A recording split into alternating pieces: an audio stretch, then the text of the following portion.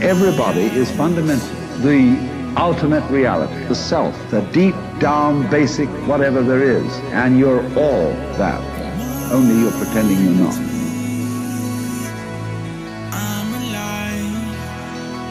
Who we are is not this physical body that we're in that is here for a moment and gone. Who we are is this infinite intelligence, and we forget that. The same intelligence that created this infinite universe that never ends is you. For those of us seeking a way to transform life, to capture fulfillment in every now moment, to redefine our reality to live this life to its fullest. This is the Live This Life podcast. And I'm your host, Heath Cummings. I'm here to inspire you to ask yourself the question every single day. Are you living or are you killing time?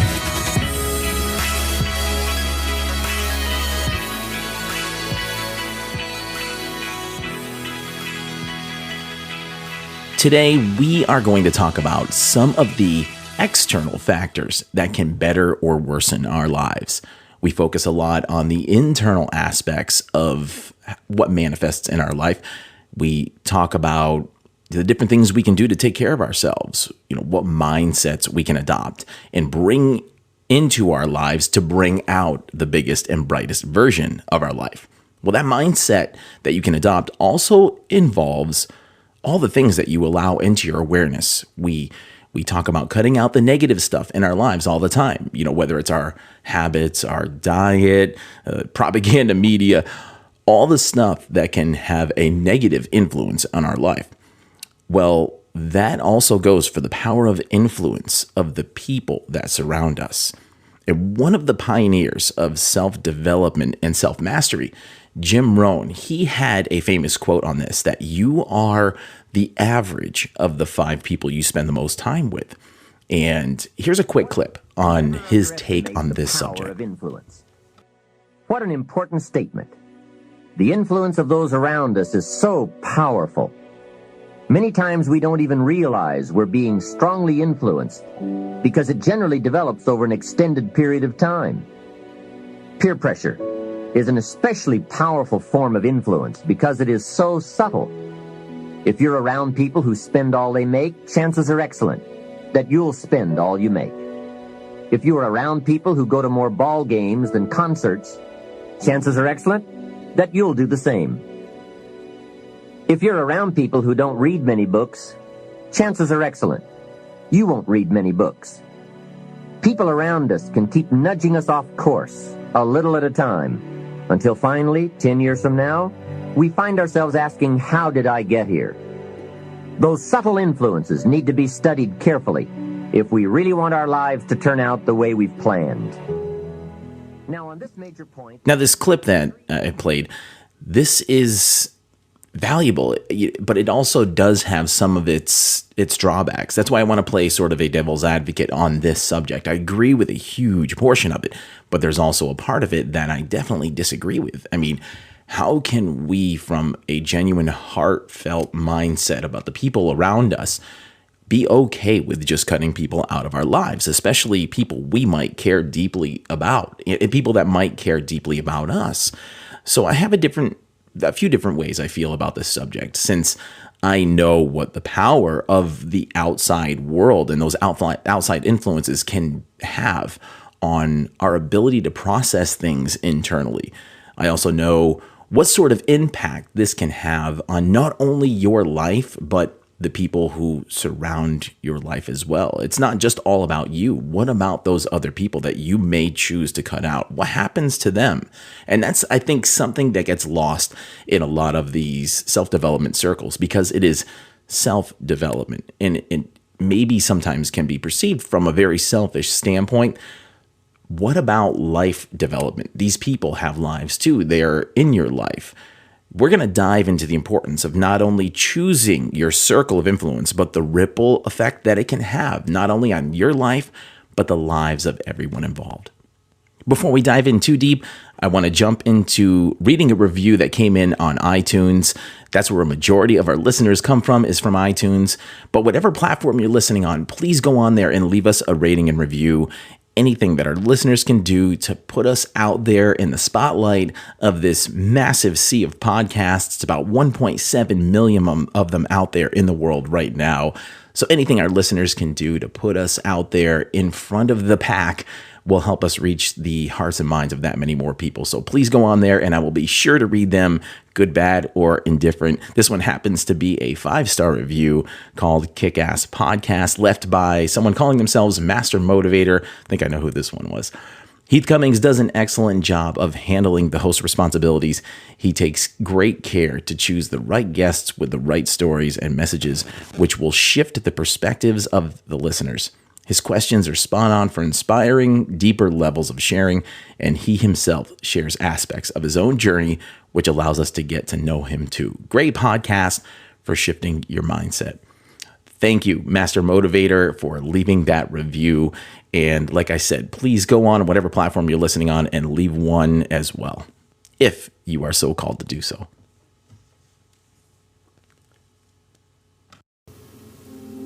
If you haven't tried some of Organifi's products, you are absolutely missing out on some of the highest quality supplements on the planet. I'm someone who doesn't allow anything into my body that I'm not 100% sure of its purity, and this company goes above and beyond to certify the quality of their products many times over. My day starts and ends with Organifi, and I've literally never felt more amazing. In the morning, I use the Organifi green juice in combination with the complete chocolate protein powder after my demanding tough morning workout. I mix it in with some vanilla almond milk, maybe some kale or some banana, and the energy that flows from that is something I've never felt before. And at the end of a long day, I settle down with some of the gold chocolate with a little almond milk and some coconut oil for a hot drink that helps my beat up body and mind recover and get the rest that it needs to keep up with my demanding schedule. I literally do not know what I would do without this company. Go check out their amazing product line at OrganifiShop.com. That's OrganifiShop.com. And if you find something you want to check out, use the coupon code LIVETHISLIFE to save 15% off of your purchase. Jim Rohn is one of the pioneers of coaching and inspirational thought. And his teachings have been around for a really long time. That clip I played at the beginning has been around for decades. A lot of his concepts are very circulated and well-known and used all the time as a cliche. And one of those well-known concepts is, like I said before, that we're the average of the 5 people that we spend the most time around. And when I heard this long time ago, I didn't just hear it and sort of like move on from it. That one stuck with me really heavily, and I took it to heart and applied it to my life. And when I did, I was like, wow, it really opened my eyes back then. And that's not to really put down the people that were the closest to me at that time in my life. For a period, they were who I wanted to be around because that was the type of person that I was. But when you realize that you want something different for your life and that maybe those people are not the types of people that if you stay around them, you're going to get those things. They're going to get you to where you say you want to be. Because let's be honest, a lot of people will give lip service to who they say they want to be, what they say they want to do, but it's a difference between that and who they actually display and put out there as an action of who they're going to be and what they're actually going to be. Talk is cheap and the action is what speaks louder than anything. So about 10 years ago, when I listened to this and I said to myself, I'm not happy with my life. What do I want to change? And what do I want to see different for my life? I had to take this as I started to listen to all the self-development stuff. I had to take this concept and really apply it and see who I was the average of and make some really tough decisions. Now, in that last decade or so of having gone through many personal renaissances or sort of death and rebirth processes of my own, I view myself much differently and had done so many times over. And I've done a lot of learning, studying, and applying those experiences and the changes I wanted to make from those experiences for the next phase of my life to live my best life. And along the way, I've stumbled like we all have. We all stumble.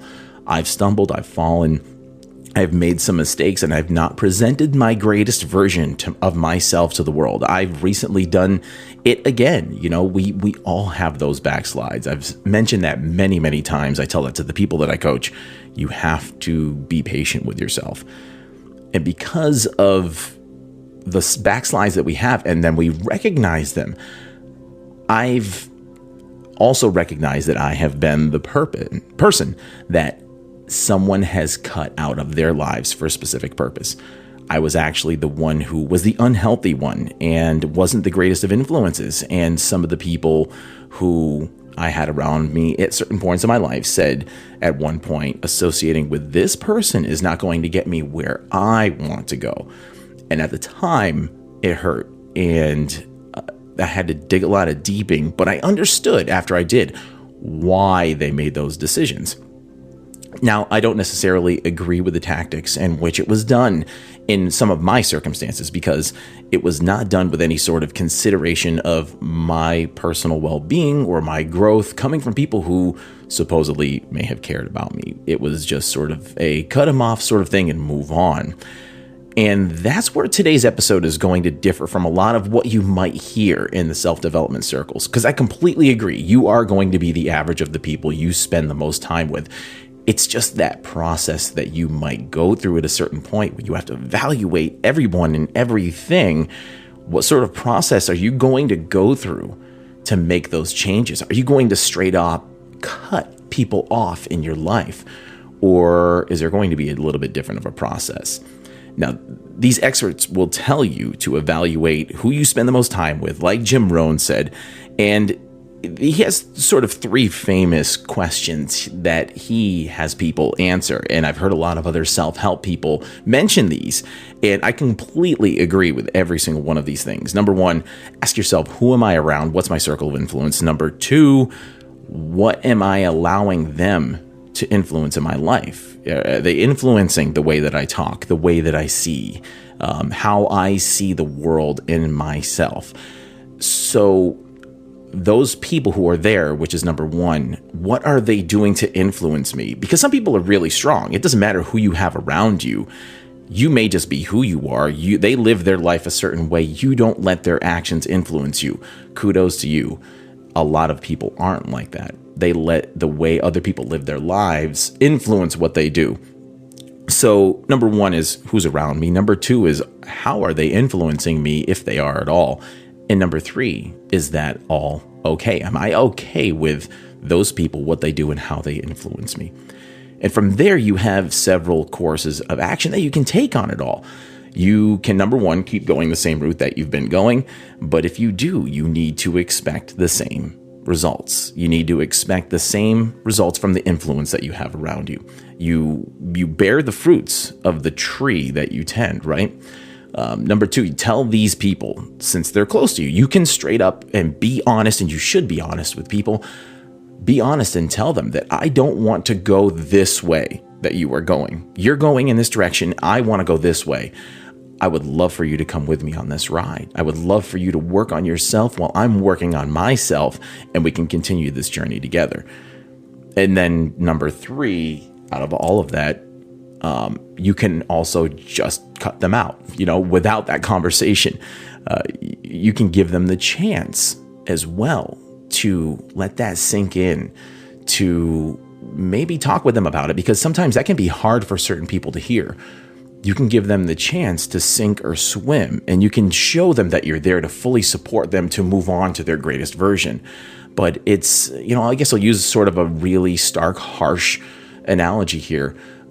Please don't take offense to this if you have this sort of condition or know someone that does, but compared to alcoholism, you cannot sit there and tell someone who is addicted, not just alcoholism, but any substance, they have any substance addiction. You can't tell them to quit and just expect them to do it. They have to want to do it for themselves.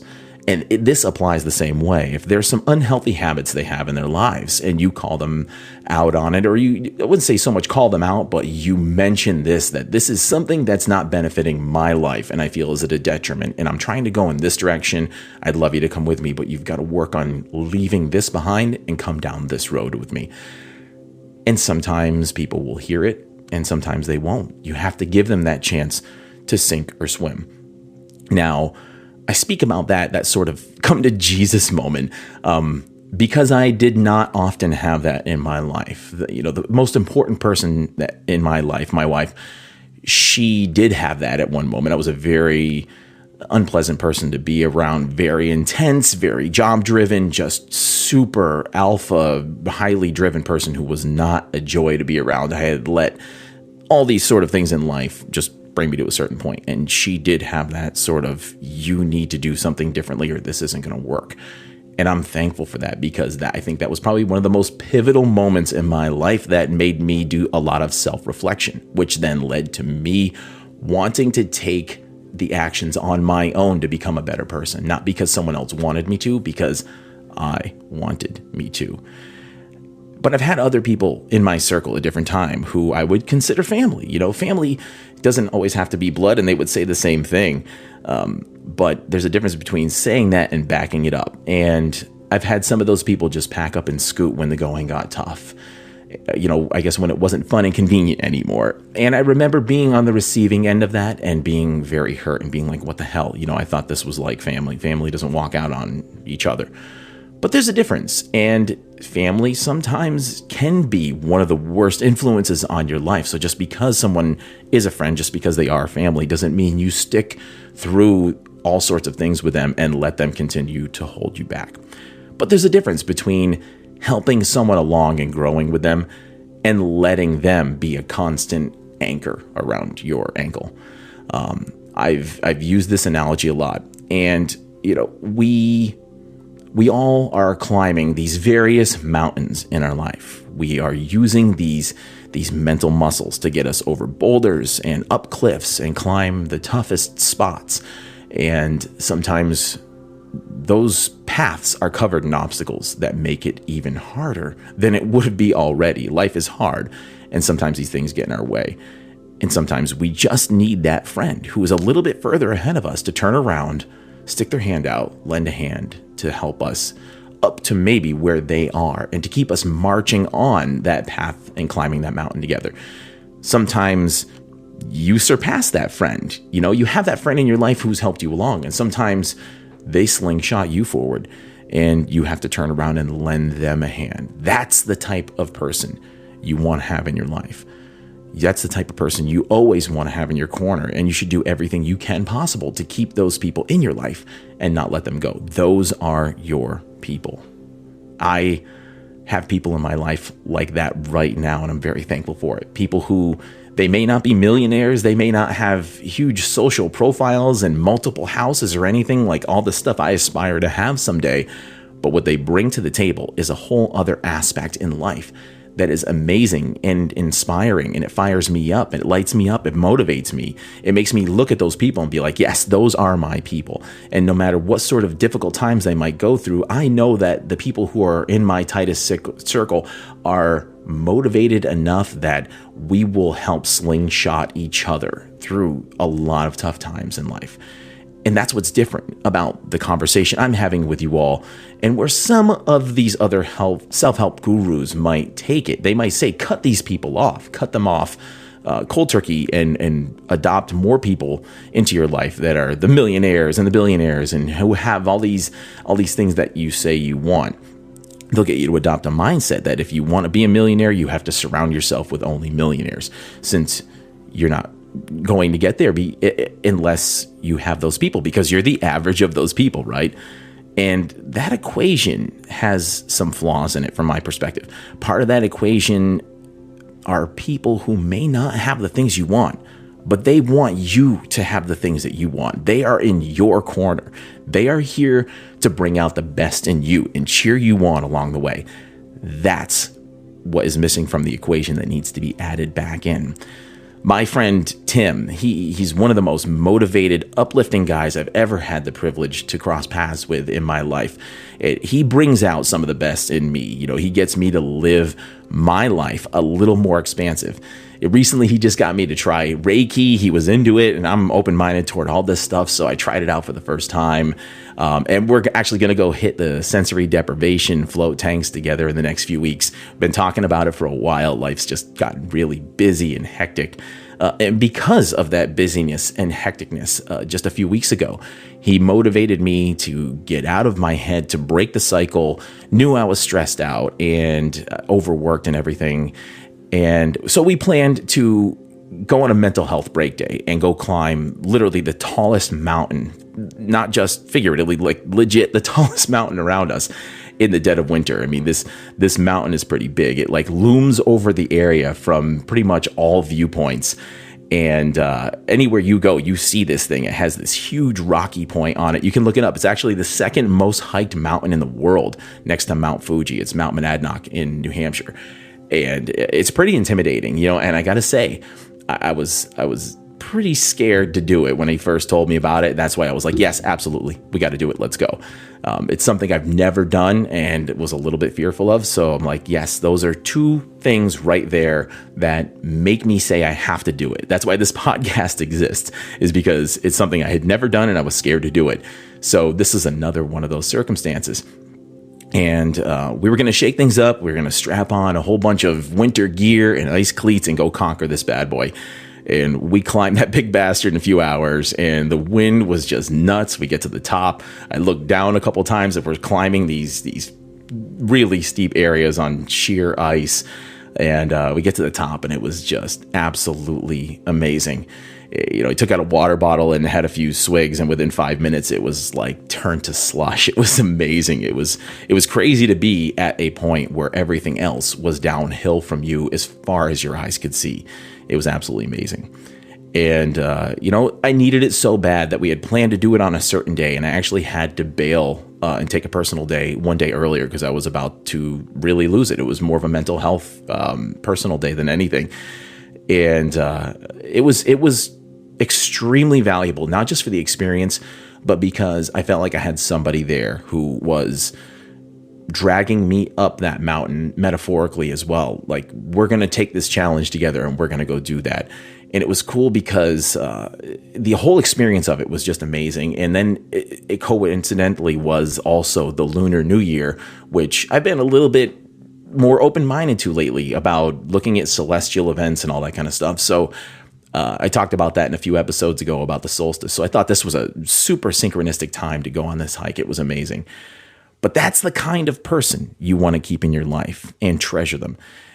And if the point came where there was some sort of like divergent path in our lives or something that really bothered me about a friend like him, I know that from my experience to be the good friend that I should be and the good friend that he is to me, that I would talk with him and say, dude, there's this thing that as a friend, I think you should work on because I want to keep you in my life. And I want to know that you're working towards your highest good. And I want to be a part of that. I want you to reach that peak of the mountain with me. And I'm just a little bit ahead of you right now. I get a little bit better of a view. I want you to get up here. I'm going to extend my hand backward and help you climb up to where you need to be because you need it. And I recognize it. You're on that patch of ice right now and you can't climb over it on your own. That's how you need to be. You need to have those types of people in your life no matter what. And it doesn't matter if they're a millionaire. It doesn't matter if they don't have a top rated podcast or whatever it is. These people are your cheering section. And those are the types of people you need to keep in your life. And maybe they're ahead of you at certain points, but you need to be able to turn around and help them back up. And those are the types of relationships you keep. So that's what difference is in this conversation. The difference in this instance that you might have to make some sort of a harsh decision is if that person refuses to climb up the mountain with you. And instead they try to pull you back down the mountain. If they're not willing to climb on their own and they don't want to join you at the top, they don't want to see the view, what do you do from there? You know, do you stay on the mountain? Do you head back down? Will you never see the top because the circle in your life doesn't want you to extend your hand to pull them up. They want to pull you back down because they're not willing to climb. what do you do at that point? It all depends on the circumstances. There is no cut and dry formula for this. And that's something I've tried to describe to people. This conversation comes up more often than not. I'd say a majority of the time, a vast majority of the time, when you're sort of settling down in a coaching relationship and you're trying to figure out what the recipe is that's not working in someone's life. Most of the time, it is that circle. And they have those people on the mountain who don't want to climb with them, and they're just pulling them back down. They're keeping them from reaching those heights. So when it comes to the things that you want to have, when it comes to climbing that mountain in your life, everything is going to matter. Everything that you equip yourself with, the people you travel with, everything weighs something. Everything is going to have an influence. Is a particular association that you might have in your life tipping the scales towards the positive or the negative. And remember, it isn't always going to be positive either. There will be ebbs and flows. No one's life is going to be constantly positive and high vibing, and they're not going to be that person all the time. There's no way. So don't expect that from your circle. Just recognize that if the scale of the influence that those people have is always negative, that's something you need to evaluate. You have to figure out, are these people steering you on a course toward your dreams, or are they encouraging you and making sure that you're supported and celebrated along the way? Or do they nudge you off course just a little bit at a time, and then you find out that years down the road you're way off course? A decade down the line, you're far from where you wanted to be. And you recognized it the whole time. It just, you didn't take the action when you should have. And now your trajectory is way off because you did nothing consciously to recognize the problems and make those changes.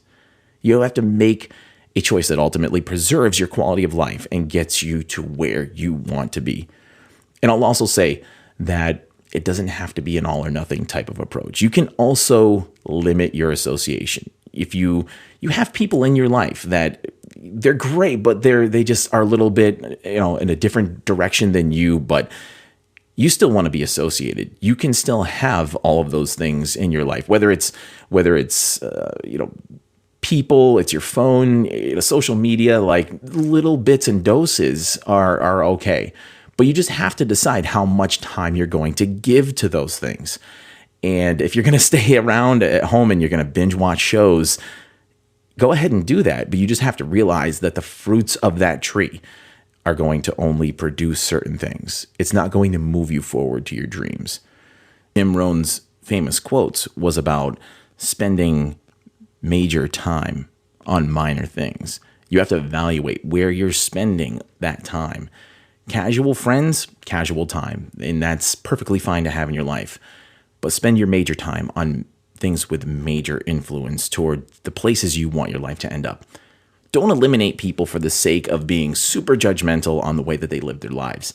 They might be perfectly happy tossing back a bunch of drinks on the weekend, catching every single ball game or concert, and spending a ton of money on shows and fun and all that stuff. I mean, that's living right there, right? I mean, that's a ton of fun. That's how I would love to live my life to a certain extent, a majority of the time.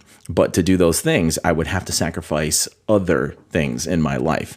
I wouldn't be able to work on the goals that I'm working on and move toward the things that I'd like to accomplish. So we have to be mindful of those things.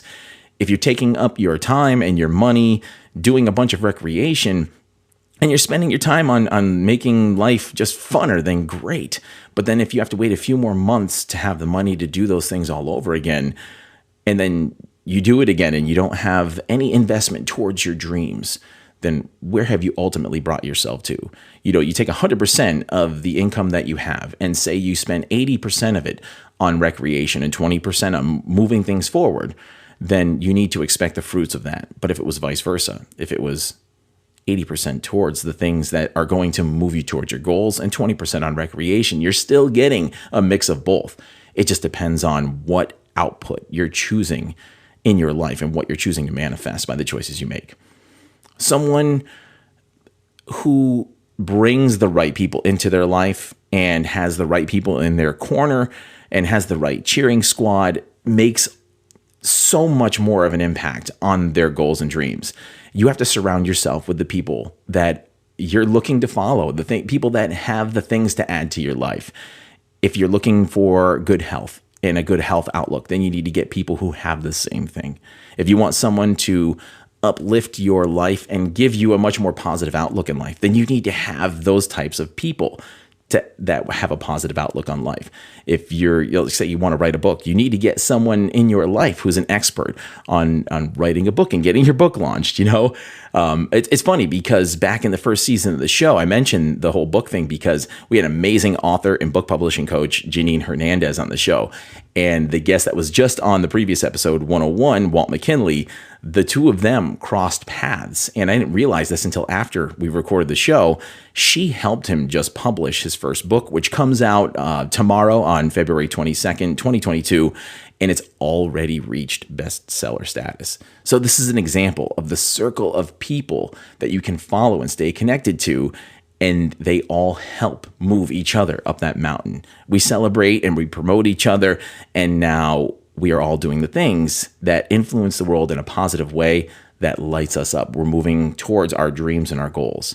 So surround yourself with those right people. Keep your cheering squad with you and don't lose them. Just for the sake of this whole average of those people, you need those people. You need those people to be there cheering for you. If it weren't for a stadium full of people to cheer you on, like say you're a fighter in a ring, it's a very lonely place if no one's cheering for you. You might do better when the crowd is cheering behind you, and they may not have been in the gym the whole time you were training. They might not be the ones in the ring with you or in the corner right there, but you feel like $1,000,000 when you hear those cheers. I can speak from that from experience. I remember the night of the last boxing match that I ever had. I had probably the biggest cheering section in the entire crowd out of 1,000 people. And I had the biggest group there to watch my whole 60-second KO. But it was an amazing experience. And those people cheering me on are something I will never forget. So keep those people close and evaluate where you are, where you want to be, and that circle that you have around you. And expect that circle that you do keep close and how much influence they have on you and your life are going to help you produce the fruits of the things that you want to have manifest in your life. So I'm going to leave you on this one. I'm going to leave you with a song from Eula this time. This one is called Come With Me, which I thought was fitting for this episode because he says this one is conveying a journey of one finding light in a time of darkness. And that circle of influence can also be there to help you do exactly that. And I'm going to leave you with one more quote from Jim Rohn. This one says, days are expensive. When you spend a day, you have one less day to spend. So make sure you spend each one wisely. We'll see you next time.